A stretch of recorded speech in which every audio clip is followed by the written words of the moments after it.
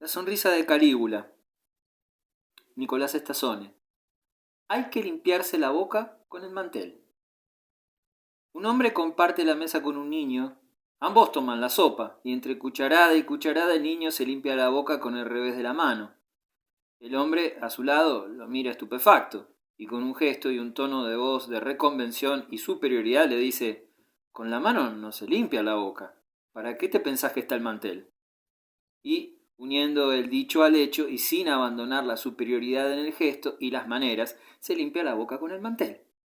Este pequeño chiste, tomado del gran comediante mexicano Roberto Gómez Bolaños, extraordinario observador de su tiempo, nos resulta útil para resaltar un hecho que atañe intrínsecamente al poder y a sus circunstancias. El poder, representado en la escena anterior por el adulto, impone una manera, determina con su autoridad y prestigio los modos en que deben hacerse las cosas, sin que en esta imposición exista ningún elemento basado en la razón o la lógica. ¿Cuál es objetivamente la diferencia entre una u otra incorrección al limpiarse la boca? Ambas logran su objetivo, y si una se impone a la otra es porque la vencedora está basada en el poder y la autoridad. Este tipo de superioridades aparecen todo el tiempo en la historia. Quien ejerce el poder dictamina sobre el bien y el mal, sobre lo justo o lo injusto, y solo sostiene en su autoridad y fuerza la legitimidad de sus normas. Intentaremos, con nuestra historia del día de hoy, en la sonrisa de Calígula, demostrar lo anteriormente anunciado. Claudio, emperador romano entre los años 41 al 54 después de Cristo, es uno de los personajes más interesantes entre los integrantes de la dinastía Julio-Claudia, descendientes todos del gran Julio César, y que dieron a Roma los primeros emperadores de su etapa posrepublicana. Considerado por su familia como un personaje menor y vergonzante debido a sus taras físicas, Claudio sufría de una leve renguera y tartamudeaba al hablar. El futuro emperador se refugió en la literatura y en la ciencia histórica, disciplinas en las que se sentía mucho más cómodo que en los laberintos del poder. Pese a intentar mantenerse al margen de los constantes conflictos de su familia, su vida se vio atravesada por ellos y debió agilizar al máximo su ingenio y flexibilidad para sobrevivir a los avatares de semejantes laberintos. Contaba a su favor, en esta dificilísima empresa, con el menosprecio de sus familiares, que, en medio de su lucha por el poder, no tenían tiempo para dedicarle al pariente disminuido. Claudio logró sobrevivir a estas luchas y, tras el asesinato de su sobrino, el emperador Calígula, la guardia pretoriana, cáfila de soldados bravucones que estaban al servicio directo del emperador y que temían perder sus pingües ingresos si se reinstalaba nuevamente la república, propósito confeso del Senado y de los asesinos de Calígula, que carecía de un candidato de la familia imperial para poner en la cima del poder, como un pelele, encontró en Claudio a un personaje ideal para el puesto. Aterrado por la degollina desatada por el Partido Republicano posterior al asesinato de Calígula, Claudio se escondió tras una cortina del Palacio Imperial. Un escuadrón de pretorianos que buscaba a los asesinos sin otro candidato mejor encontró a Claudio detrás de su cortina y, como un conejo de una galera, lo sacaron de su escondite y en vez de asesinarlo, lo proclamaron emperador. Pese al menosprecio generalizado, a la inicial morriña senatorial y a estar férreamente condicionado por su guardia, Claudio logró afianzarse en el poder y demostró insospechadas dotes en la administración del imperio. Consciente de su debilidad de origen, Claudio buscó afianzar su autoridad con una receta que muchos dirigentes romanos antes que él habían utilizado: el de la conquista. Los romanos, dueños de gran parte de Europa, el norte de África y lo que hoy se conoce como el Cercano Oriente, tenían difícil, a mediados del primer siglo después de Cristo, encontrar un territorio que ya no hubieran conquistado, y dentro de esa dificultad, las islas británicas, aún independientes, parecían la mejor opción. Habitadas por diferentes tribus celtas, las islas británicas, además de otorgar el prestigio bélico deseado, poseían materias primas muy codiciadas por los comerciantes romanos, y sus líderes religiosos y políticos, los druidas, tenían una gran influencia en los territorios de la romanizada Galia, influencia esta última que resultaba inaceptable para las autoridades romanas.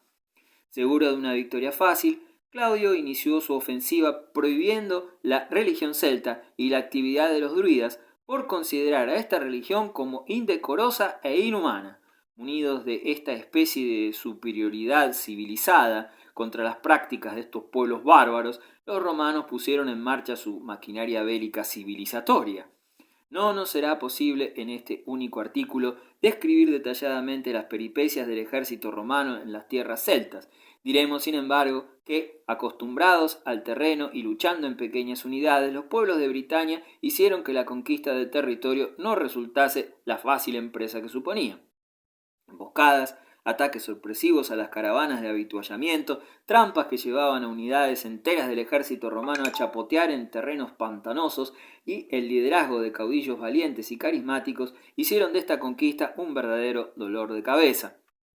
Los líderes celtas reaccionaron frente a la invasión de distintas maneras.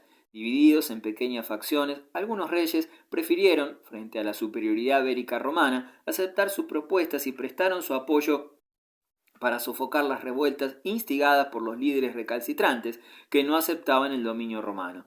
El líder que más problemas trajo a los invasores y que sostuvo la lucha hasta el final fue Carataco, caudillo de la tribu de los Catubelauni, que, a fuerza de ingenio y coraje, mantuvo en jaque a la maquinaria bélica romana. Pese a su talento, el desgaste de una guerra permanente, las traiciones y la constante presión ejercida por Roma para completar su conquista, Carataco fue por fin capturado y llevado a la capital imperial como un trofeo en el desfile de los vencedores. En este punto de nuestra historia llega la escena que nos interesa resaltar. Vencido y a merced de sus conquistadores, Carataco, encadenado, es llevado en presencia del emperador Claudio. Todos en la corte esperan, como es tradición, que Claudio, frente a un enemigo tan recalcitrante, se limite a condenarlo a muerte. Sin embargo, el emperador decide escuchar al prisionero en un último discurso. Bárbaro, pero no tonto, el bueno de Carataco, al tanto de ese sentimiento de superioridad con el que los romanos habían iniciado su conquista y dispuesto a explotar la soberbia del emperador, suplicó la magnanimidad del gran líder guerrero que había conquistado, con su fuerza y astucia, sus tierras. Tras alabar y sahumar lo suficiente el ego nunca satisfecho de este emperador surgido de la casualidad, concluyó su súplica indicándole humildemente al gran emperador que si perdonaba su vida y la de sus familiares, la superioridad del pueblo romano quedaría grabada en la historia. Contentísimo con este enfoque, Claudio, que en sí no era un mal hombre, decidió perdonar a su prisionero y en vez de condenarlo a muerte, lo dejó vivir en Roma, y encima a expensas del erario público. ¿Qué podemos decir nosotros de esta supuesta superioridad moral romana?